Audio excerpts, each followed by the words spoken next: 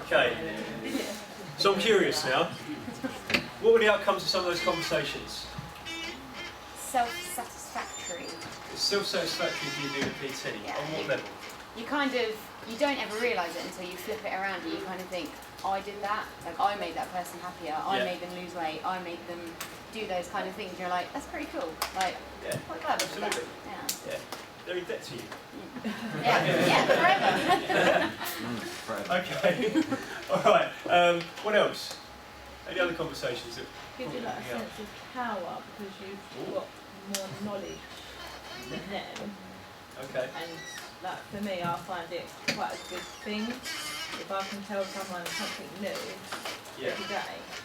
Sure. So when you're in on the gym floor and you give someone that little bit of knowledge that just completely lights their world up at that moment, what is it that gives you? A sense of power. Like for example, yesterday there was a girl who does CrossFit. And I was watching her do a pistol squat, and we were having a conversation about that, and she was like, oh, can you show me how to do a core exercise? I was like, yes, I know something she doesn't, or I can do something that she doesn't.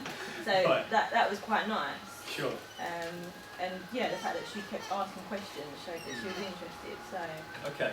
So she was more drawn to you because you had something of value to her. Yeah. Okay.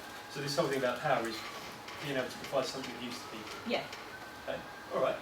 Great. So your value then would be, I like being, and it sounds really stupid, I like being of use to people, of course everyone likes being useful, but within the context of PT, that's what you enjoy. All right, any others?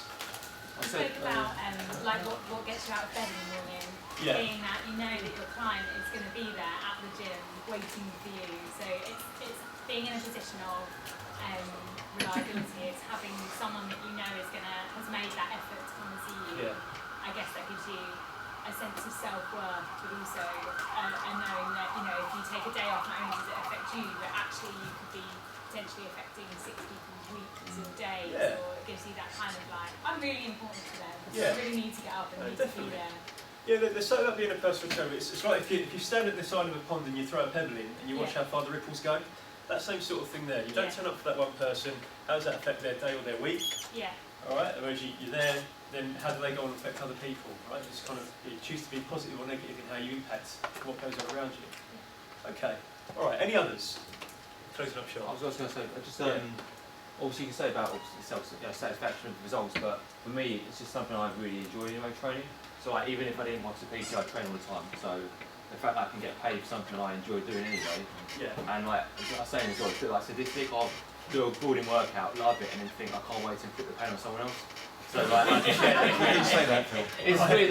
It's cool. It's like then I can, a great work. You go through a great workout and you think, oh, I can't wait to do this for my client who trains very similar to me, and then do that, and then you sort of share that experience. Like, oh, that was really. Did you feel the pain in that area? Like, yeah, I felt that. And that's what I enjoy that because.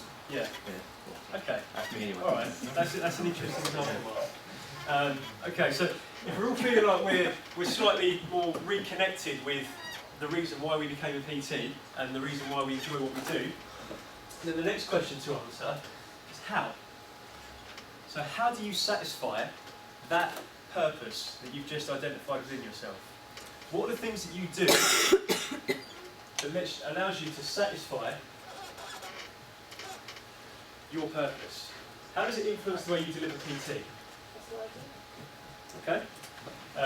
How do the activities and the techniques you use with your clients support your purpose? How do you express your purpose in the way in which you deliver your sessions?